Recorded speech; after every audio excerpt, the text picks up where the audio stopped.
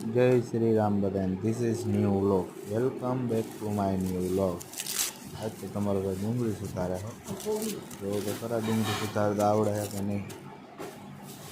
ફાઇનલીમાં તમારા ભાઈને ડુંગળી સોંપવામાં આવી છે, કારણ કે તમારા ભાઈને ડુંગળી સારી કાપતા આવડે નથી.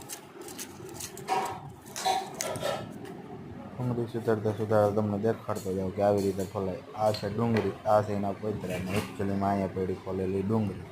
તમને તો ખબર જ ના હોય એટલે જ તમને દેખાડું. આ લીધો થોડોક આપણો વ્યૂ.